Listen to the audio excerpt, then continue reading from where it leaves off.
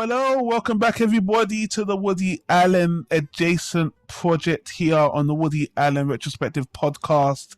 I'm your host, Donald Wonder. You're back here with me, as well as my co-host with the most, James Daniel Walsh. Sir, welcome back to the show again. How are you doing? I'm doing well. Good. On the last recording, if you followed us, James, my memory, I'm drawing a blank, actually. What did we speak about on the last recording? What was that movie we spoke about last time?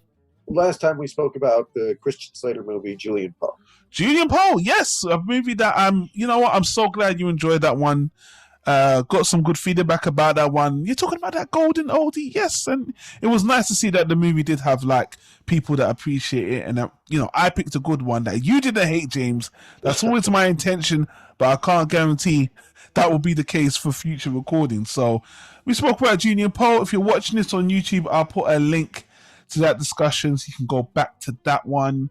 We're moving forward, but don't forget, this whole time me and James have been doing this Woody Allen Adjacent project. We've got a playlist which you're welcome to check out, where we spoke about all these other great movies from all these great actors that we relate to Woody Allen in some way, form, or fashion. And on this recording, we're going to be talking about another movie that James picked. But before we even get into that, I just want to announce that because you're listening to this recording the same day we recorded it. Usually I take some time out to edit it and, you know, a couple of days later, but not this time. We're kind of short for time. So if this recording comes out sounding a little bit different than the rest, when we're making a lot of mistakes, then we just didn't have the time to edit it. So let's see how it goes, James. It should be interesting, but I'm going to blame you, James. No matter what happens, it's all your fault. It's all your fault. As you should. Yes, as I should. So on that note, we're going to start by passing the buck to James to let us know, what movie did you pick and what will we be speaking about today?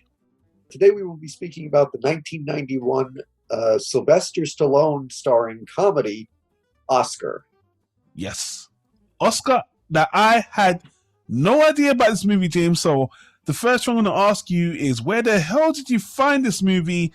Did you see it in its heyday when it was released? Because I'm telling you, I'm a big Stallone fan in the guise of him being an action hero and all that other stuff. We all know that actors, even when they're, you know, in their niche and they're doing the same old thing, once in a while they'll step out and do something a little bit, you know, surprising. Like Stallone in particular, I remember Copland was one of his big, like, oh my God, he's doing something even more dramatic, but that was still, you know, crime and still action. So this one, you choosing this comedy, I've never seen Stallone do straight comedy like this before. How did you find out about this movie, and where did you find Oscar? I did see it in the theater when I was a kid. My parents took me to go see it. I don't remember. I think it was their choice. They wanted to go see it, which I was a fan of Stallone at the time because I liked the Rambo movies when I was a kid. The trailer for this came out, and I guess my parents thought it looked funny and wanted to see a Stallone movie, so we saw it in the theater. You know, I would say at this time in Stallone's career, with the whole Rocky and Rambo franchise behind him, you know, anyone would be willing to work with him. You know, this movie kind of shows that, especially the actors on show here. And I guess if I asked you, was it a sold-out theater, that would be like a no-brainer. Any Stallone movie at this time in his career, I think, would be just sold out. Well, the movie did bomb financially, so it might not have been. But and I don't think Stallone and Schwarzenegger at this time, they were both trying to do comedy, and Schwarzenegger was far more successful with it than Stallone was. Very, very true. You know, but I think it was because Schwarzenegger found. He did a lot of comedies with Ivan Reitman as a director, and Ivan Reitman knew how to use him in something like Twins or Kindergarten Cop, and I don't think Stallone ever found his Ivan Reitman to really help him play to his strengths as a comedic performer. Yeah, I think that's a fair observation. We don't do this all the time, but before we go on to speak about this movie in more depth, why don't we play the trailer? If people are wondering, Oscar? What Oscar? Yeah, it was released in 1991, and the trailer, I wouldn't call it misleading, but I think the movie just got a little bit more than the trailer has to offer. I'm going to play the trailer for audience, and then, James, if you don't mind, I'm going to go first and tell you how I felt about Oscar for the first time. Let's listen. The year is 1931, and gangster Snaps Provolone is in control. The police are powerless. His rivals are helpless. No one in the entire city dares to defy him, except his daughter. I'm a modern 30s woman. Look! Put that away of your father! She'll do anything, anywhere, with anybody. Your daughter and I are lovers. What? Did he tell you I was pregnant? What? Touchstone Pictures presents Sylvester Stallone in the story of a father What we need is a husband. trying to find someone No, look at us. who will marry his daughter. I've decided to go away to a convent. Well, you're a little late. Maybe it'll be Anthony, But I love Thornton! or Thornton, I want Oscar! or Oscar. Who's Oscar? He's got pimples! A couple of dates with you and that'll clear up. But whoever she decides to spend her life with, You mean she's having the chauffeur's baby? it's sure to ruin his life. I just came from Lisa's bedroom. You and everybody else. Sylvester Stallone, Oscar.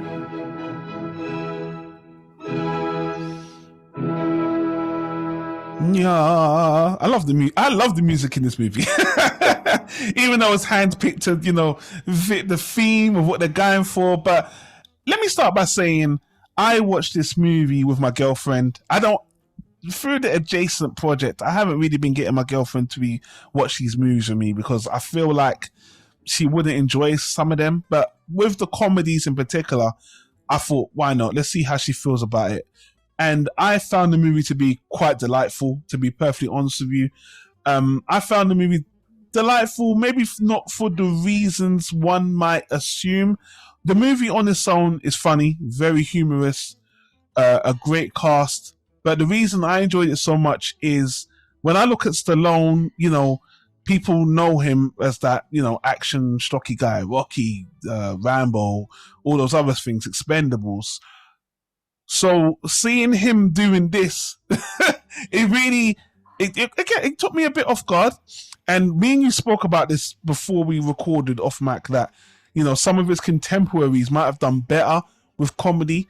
But looking at him now, we mock him for his voice and the way he talks. And in this movie, seeing him at his prime, much younger, and trying it. I like this for all the wrong reasons. Like the acting for him is not great. Yeah. There's so much things going on with his accent here, and him trying to be a mafioso, and it's delightful. It's cheesy, and I just think it ages so well because you get to see a young him trying something different, not exactly falling on his face, but it just works. It's just fun. It's just fun. I'll stop there. It's fun, James. So yeah, I think it's a good pick for now. How do you feel about it? Well, I watched it again this morning just to get ready for this, and I've seen it probably about a dozen times because I agree. It's just fun. It's not great. I think there are a few weak links in an extraordinary cast, but a few weak links, and I think one of them is Stallone. I mean, yeah. He's doing the best he can, and he does have a few funny moments. That there was one part where I've seen this movie so many times, but there's a part where he's calling somebody and he's trying to sound very proper, and he's Nora grabbed the wrong bag. Can you believe that?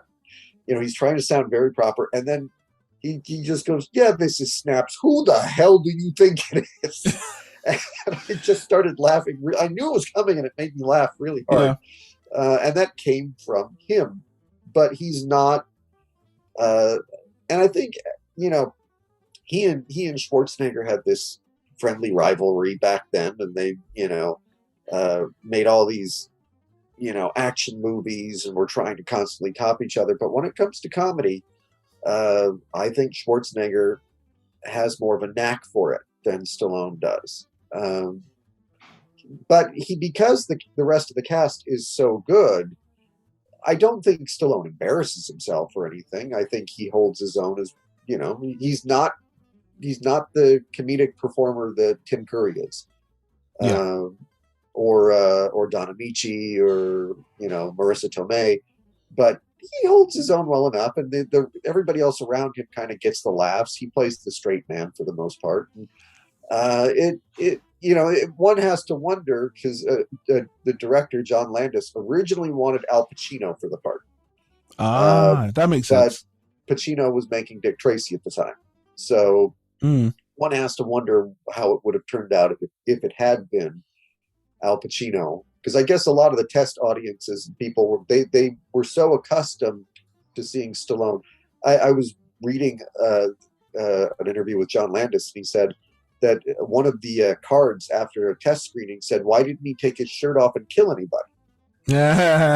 So people they expected something from a Stallone movie, and they maybe just didn't get it. But it's such a slight little movie, and the way that I came to think of it, because the closest Woody Allen movie is Bullets Over Broadway. Sure, yeah. But that didn't come until after this by a few years. I really saw this not necessarily as a movie inspired directly from Woody Allen, as inspired from the same things that inspired him to make Bullets Over Broadway. Sure.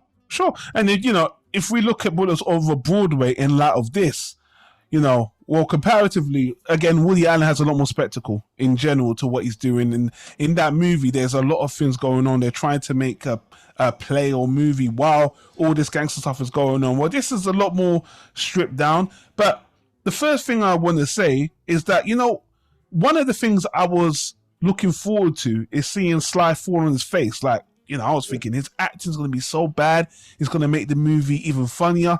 But he kind of rides a line where, the times where it's bad, it's like, that's funny. But there's times where he's genuinely funny on his own. It's like, oh, actually, he's not bad at this. So it's kind of like, you know what?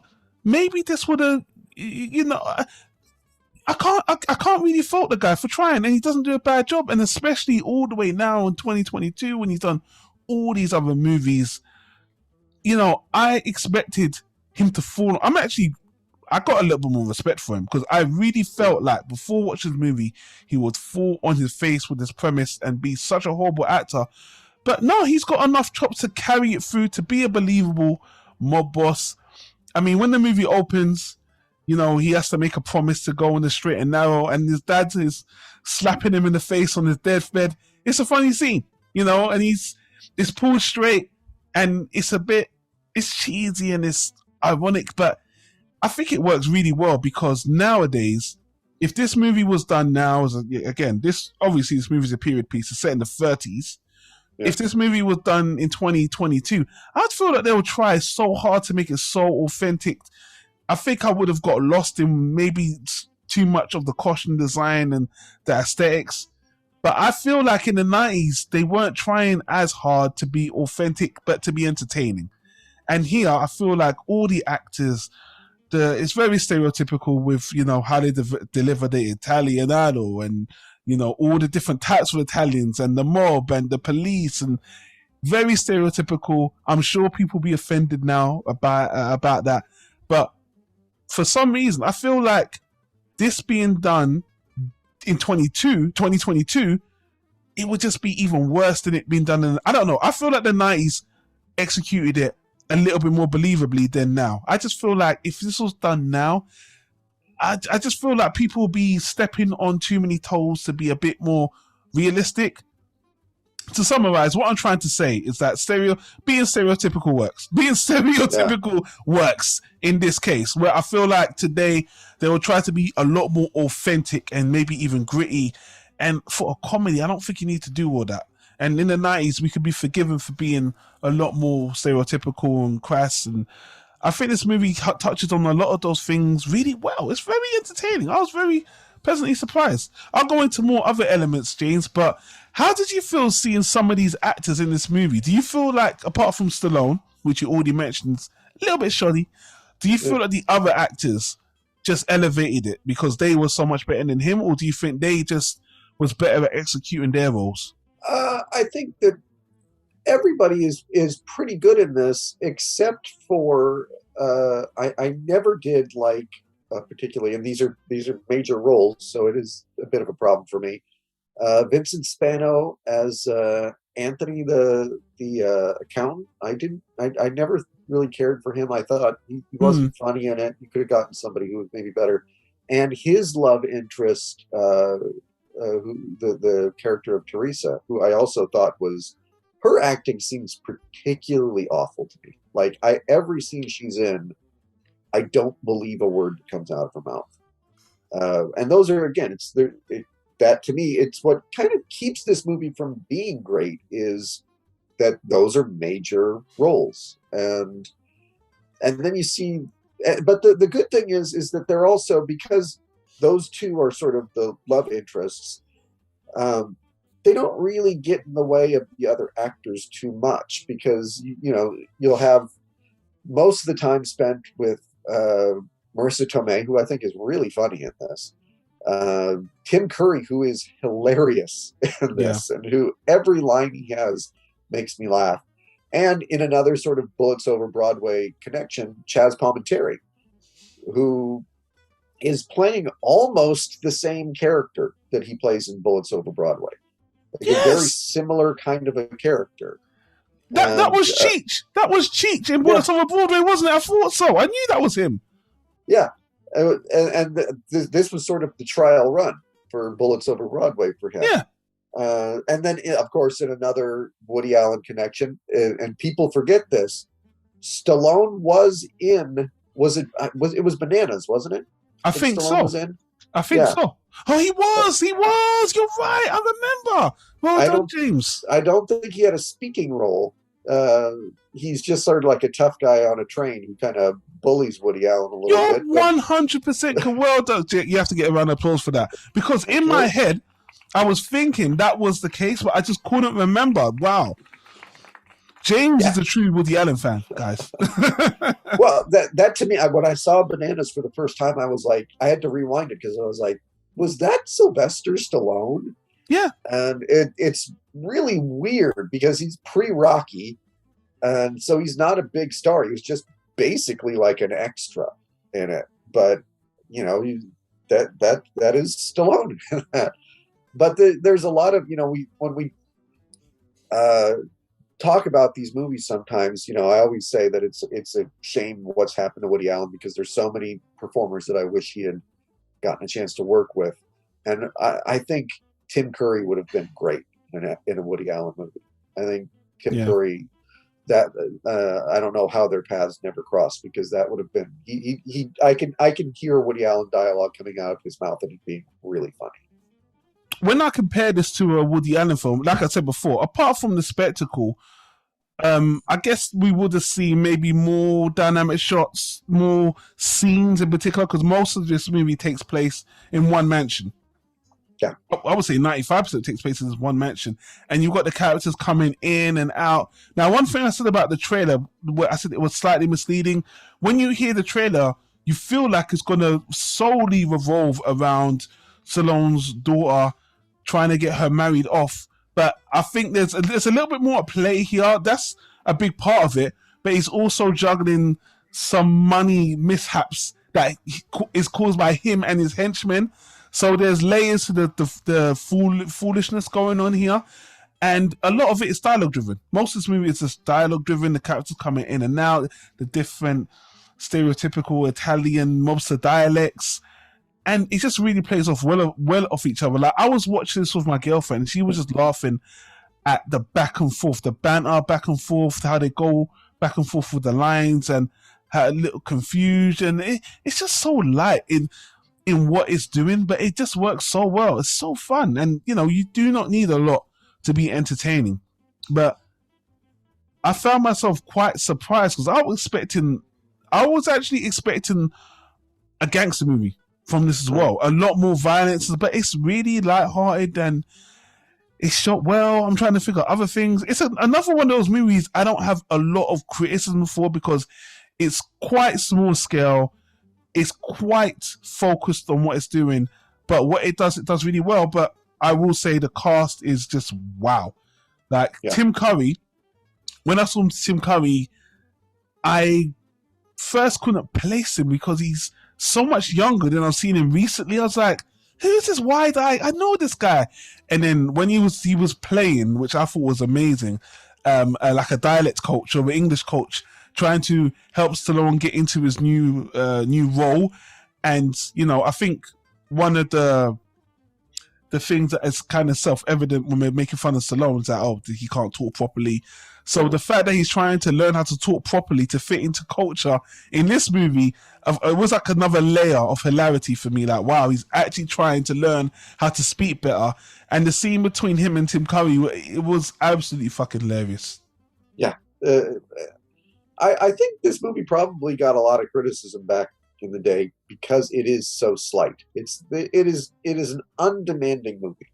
It's not asking you to. There's no like dramatic scenes in it at all. Even the sort of dramatic scenes are played for laughs, where it's Tim Curry and Marisa Tomei falling in love, and it's just supposed to make you laugh. It's not, and it does kind of harken back to a kind of comedy that wasn't being made, in the 90s, and certainly isn't being made anymore. You're right. If it was made now, there might be too much like, well, we have to address the fact that, he's a gangster and people kill each other and stuff. These movies were sort of like, you just take that for granted and then you just sort of push it away. Like, you don't have to get too in depth about the fact that Stallone is a murderer, or that the people that work for him are murderers. You don't have to really, that's not what the movie's about. And, there's a scene with two performers who I think also steal every scene they're in, which is Martin Ferrero and Harry Shearer as the Panucci brothers. Yeah. And who are Stallone's tailors who come to make him a suit. I guess we haven't talked about the plot really. No, go ahead. I don't mind exactly because we're skimming. Cause it's kind of straighthtforward. But James, please go ahead and tell everyone the plot. It's straightforward until it isn't, which is sort of part of the fun. Where it's on his deathbed, Kirk Douglas, who plays Stallone's father, wants him to go straight. So Stallone has decided he's going to invest in a bank and he's going to go straight. He's going to be a upstanding citizen. And all of this sort of chaos ensues on the day that he's supposed to meet with the bankers. His daughter, tells him that she's pregnant. She's not really pregnant.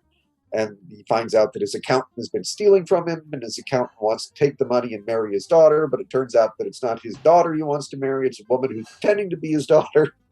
And, there's a running gag with a bag full of jewels get passed around. And then these two tailors who come in, the Panucci brothers, who are there to make him his suit so he can meet with the bankers. And every word that comes out of their mouths is funny.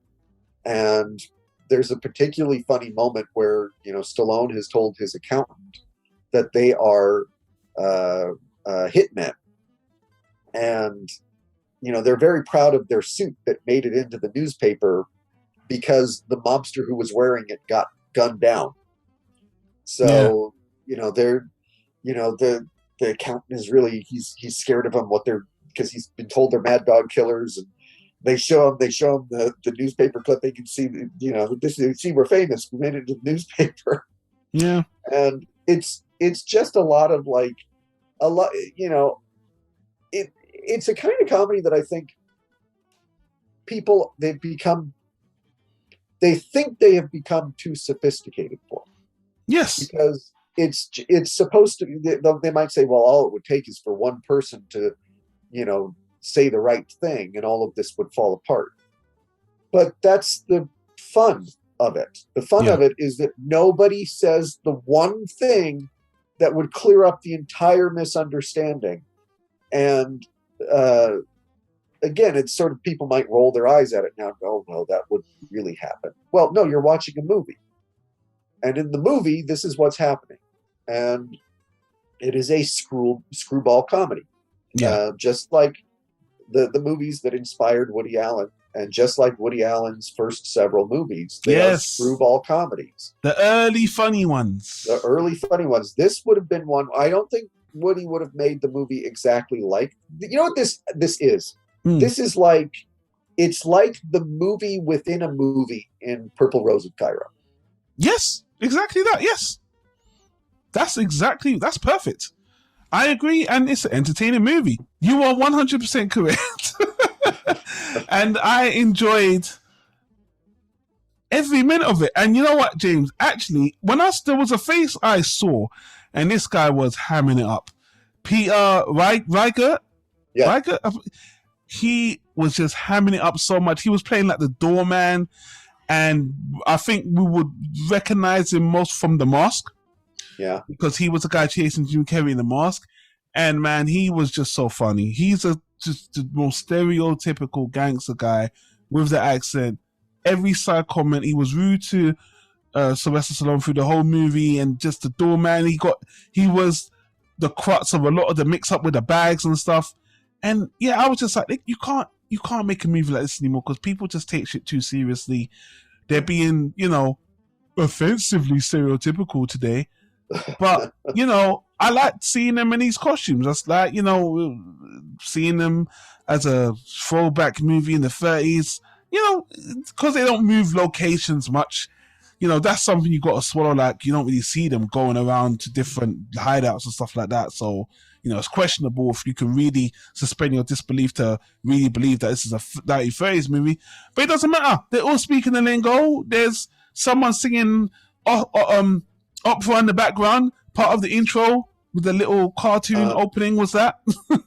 Yeah, it's you've got another good performance is Kurtwood Smith as the lieutenant who's determined to bust Stallone, and the other gangsters who think Stallone is up to something, and the cops think he's up to something, and it's there's lots of great moments where, whether it's Don Amici as the priest or Chaz Palminteri, where they're trying to catch up with what's happening, because the characters are completely lost, because things are happening right behind their backs sometimes. And, it's, like I said, it's not a perfect movie, because I do think that you could have cast somebody better than Stallone. Stallone does his best, and I don't think he embarrasses himself by any means. But you could have cast somebody who maybe has some better comedic timing than he does. I always thought that Stallone was. I mean, if you compare him, and again, the one you can compare him to best is Schwarzenegger. Even in the action movies, Schwarzenegger got the one-liners. Stallone tried to have the one-liners, and they didn't ever really land. I can't think of one Stallone one-liner from one of his movies where that was particularly memorable, and yet I can think of a dozen from Schwarzenegger. I can only think of one legendary Stallone quote, because the movie was so bad. It's like one of the worst lines delivered in the movie ever. I am the law. Yeah, okay. that would be the only one. And yeah, that's terrible. That's a terrible movie that had to be redone later, and that didn't save the movie. But I want to veer off topic slightly and say this. So while you were talking, and while everything you said about Schwarzenegger, I feel is correct about being the superior action comedian, I was curious. Just jumped on Google and I put in Sly Stallone comedy movies. Now, Jesus Christ, I was like, wow. I forgot that some of them he tried were stinkers. Now, the first one that comes is Stop or My Mom Will Shoot. My God. Yeah. I don't think I've ever gotten all the way through that. Oh my God, that's bad. The next one, Tango and Cash. Yeah, I mean, I guess it is it's an action comedy. Yeah. And again, the next one, I know what you're going to say. It is, in my mind, an action comedy, but Stallone's not responsible for the comedy, and that's Demolition Man. Yes.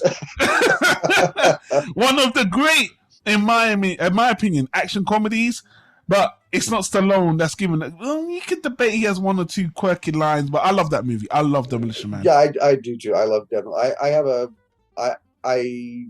I try to love Tango and Cash. It's not a terrible movie, but it's not a very good movie either. But Demolition Man's great. Oh my god! So yeah, and lastly, they have one here where I'm like, this again. This is more a very, very self-aware movie, which I do enjoy a lot, which is Grudge Match. Yeah, that one's pretty good, and it's older Stallone. Yeah, yeah, and he's not trying to be. He's not actually even particularly funny in it. It's more De Niro that they give the comedy to. Yeah, and you're laughing at them, really. Yes, for that movie, you're laughing at them. So yeah, I know this is kind of another short one, but I think this is a really good overall movie, fun, and I think especially it's one of those movies. When I was watching it, I love to see a young Sly Stallone do something different. Work with all these actors I never knew he worked with, doing a period piece screwball comedy with stereotypical overacted Italian gangsters. I was like, what a delight! What a delight! You know, my girlfriend liked it, I liked it, and I'm just like, to me, this is the definition of a hidden gem. It's not amazing, as you said multiple times, James. It's not amazing, but I found this a delightful surprise, and more than anything, I'm kind of shocked that Sly Stallone didn't fall on his face making this movie. So regardless of the movie not making money, because what I was going to say is when you watched it originally, everyone expected something else, like you already said. So when the word got out, this was not anything like that. I can definitely see this movie bombing because of that. But fast forward to 2022, you heard about Sly Stallone making this gangster mafia comedy from the 90s. You see Marisa Tomei and all these actors. Like, what a delight. I think this is a hidden gem. Definition of a hidden gem. Go check this one out. It's light, it's fluffy, it's funny, and you'll see a lot of great actors from the 90s and the 2000s, which you might be surprised to this movie. So James, great recommendation. I had a lot of fun with this one, and it's for me, a crowd pleaser movie all around. And one actor who has a very small part, but you'll know the voice when you hear it, is Arlene Sorkin as the other gangster's manicurist, doing her Harley Quinn voice about 4 years before Batman the Animated Series debuted. That is, as soon as I heard it, I said that to my girl. I said, that is Harley Quinn right there. Yeah. It's clear as day, amazing. So, yeah, there's one other thing I wanted to say, and I will. I hate reality television. I hate it to death. My girl and my friends will tell you that. Sly Stallone is the only man who made a reality show I love. It was called The Contender. Did you ever hear about the show? Yeah, I remember it. Did you ever watch it? I don't think I did, but I do remember it. Really great show. It was released in like 2006 or something. And I clearly remember, and again, this is just an aside, not related to the movie. I clearly remember it was a reality show about boxers trying to make it big, and there was nothing sensational about it. It was just these hard-knuckled boxers trying to win big, and so much. It was very sad. I think in the second season, one of them actually killed themselves as well. And I will never forget, there was a scene where one of the boxers, the guys who was coming up, one of the contestants said to Sly Stallone, "Do you ever think you'll make another Rocky movie?" And then someone's like, hey, what do you think I'm going to do? Fall off? Right, let's not do for this shit. 2 years later, he made Rocky Balboa. Yeah. And then after that, he made The Expendables.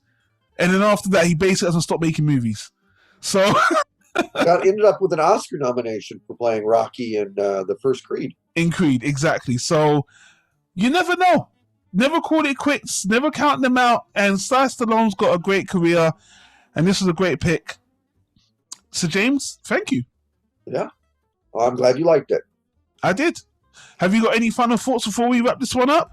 Just that, I know Stallone's got a new show coming out where he plays a gangster. And really? I think it's on Paramount Plus or something, that there's some show coming out where he's going to play a gangster. And, other than Oscar, I can't think of any other time where he played a gangster, and you got to give him credit where he's, this Italian actor. And he said, yeah, I'm sure he got offered him. I'm sure he got offered those parts a lot. He was just like, no, I don't want to play those parts. I got a lot of respect for Stallone. I always thought Stallone was. He seems like a pretty stand-up guy and self-made man, and I just anything he's in, I'll watch, except for Stop or My Mom Will Shoot. I'm still kind of shocked how much I really enjoyed that movie. Well, it really was a delight, man. So, guys, check that one out if you haven't heard of it. I saw it pretty much like not on the streaming services. Once again, it's a harder one to find, but I just see it available to purchase on iTunes and Google Play for like $2. So, I honestly, any fan of Stallone needs to go back and check out this movie. A lot of fun. So, on that note, James, it's my turn again. The next movie, before we get to our little announcement, the next movie that we're going to be talking about next time is a movie based on a play with two actors I like quite a lot, actually. One of these actors we've spoken about before. One of them is Paul Rudd. The second actor or actress is Rachel Weisz. They did a play back in the early 2000s that got made into a movie by the director and the playwright themselves, and the movie is called The Shape of Things. Does that ring a bell? No, not at all. That's the next movie we're going to be talking about. So, guys, it was somewhat controversial, to be honest with you, but the director has made some really controversial movies. James, is there any... Oh, yeah, actually, what am I talking about? Is there anything else to do? We've got an announcement to make, James. We do, yes. I guess we'll hint at it a little bit, and I will say this. So I think whenever, as a creator, you're working on projects long-term, you meet different people, you collaborate with different people, and sometimes it's time to pivot. Sometimes it's time to make a change, and I've been part of, on the periphery of working in James's collective. James managed a website we've mentioned many times. It's been around for a decade now, called Manic Expression. It was a collective of people sharing their thoughts and projects together. And, he wants us to... He proposed something that I've agreed to. And to be perfectly honest with you, I kind of think it's a good change up. And it's a good opportunity for us to collaborate a bit more with other creators. And I'm being a little bit vague right now, guys, but stay tuned because it's going to affect my YouTube channel where we host the podcast currently. But I think the change is good, but it's nothing to be worried about. There's no real disruption. We're just making a change. And I just want to say we'll announce it properly over the next month. Over the next 6 weeks, we'll do a proper announcement. But right now, we're still trying to sort things out and put things in place. But I just want to let listening now, there's going to be a few changes with how we do things on YouTube. And I'm happy to contribute. And it's all good. I think it's for the better. And it's not only going to elevate our content here, but it's going to help us support some of our fellow creators. And I'm excited because I feel like it's a new chance to collaborate and do, as well as do what we're doing here with the Woody Allen Adjacent stuff, work on maybe even new things as well. So for me personally, as a creator, I'm excited to do this with James in this little new venture. Yes, that's my thoughts on it so far. But James, do you want to take the lead and continue from what I said? Well, this will be I see this really as the next evolution of what we started with Manic Expression. And we've got some great people on board. And I think it's going to be really exciting. And the hope is that we will be launching this in August. So there will be more of an announcement in next month's podcast as far as what exactly we're doing. That's fine. But I just wanted to pre-warn people. And I know this podcast is going out today, the same day we're recording. So, there's not a lot of information to be had right now. But just stay tuned. And to be perfectly honest with you, James, I actually think people on my YouTube channel are actually going to like this because I've somewhat changed my YouTube channel into the Woody Allen channel. Which a lot of other people talk about the other stuff. So it's going to be a way where I actually can give the people on my channel what they want and not just flood it with one thing. So it actually makes sense. But, stay tuned for that. James, I appreciate the invitation to do that, and I'm looking forward to that. But yeah, listeners, watchers, stay tuned for us to elaborate more upon that in the coming weeks. So with that said, James, where can the people find you if they need to get in contact with you, as always? Manic-expression.com, and my books are available on Amazon. Yep.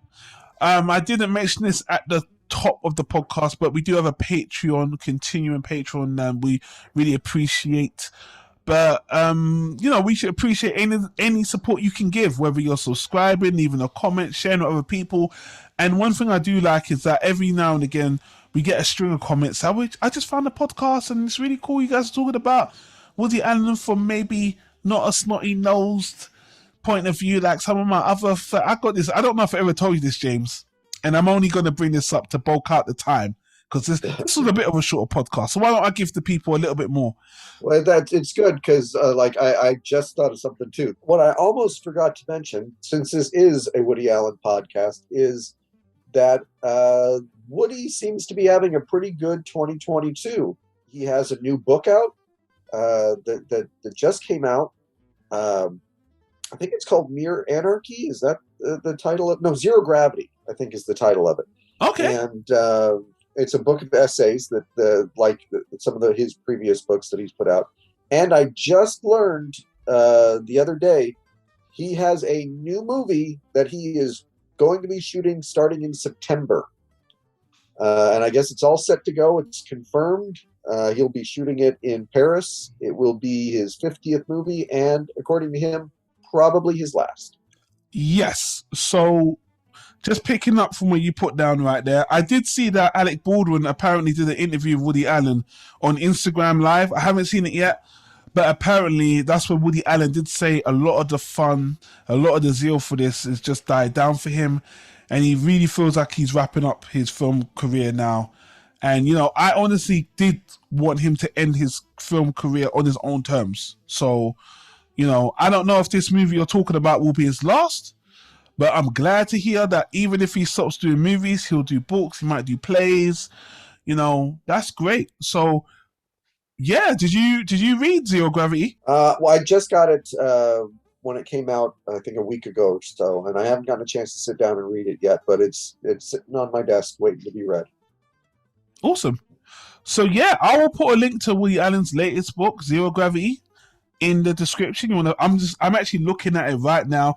Now, one thing I love about Woody Allen, by the way, is he is a fan of audiobooks. As you know, he's made audio versions of almost all of his books, all of his short plays, all of his little scripts. There's so many of them, including his memoir, which we both listened to and spoken about. So I'm interested to see if Zero Gravity is on Audible. It probably is, but I'm just going to type Audible in Google, and does it come up? No, not at this time. But let's watch this space and see what happens. But yeah, I'm glad to hear Woody Allen still putting stuff out there. That is great. And I think the next time we do a recording, we would see we'll give our thoughts on the Woody Allen Alec Baldwin interview. Yeah, I haven't heard it yet. Yeah, neither have I. And yeah, that's cool. That is great. But one thing I will say, I thought he was actually meant to be releasing prior to the movie you just mentioned. I thought there was another movie in production just before this one. So I don't know.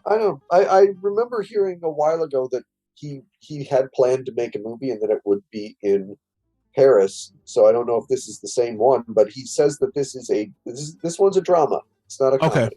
Okay. Well, we'll stay tuned for that, James. Thank you for the heads up on that. And I don't know.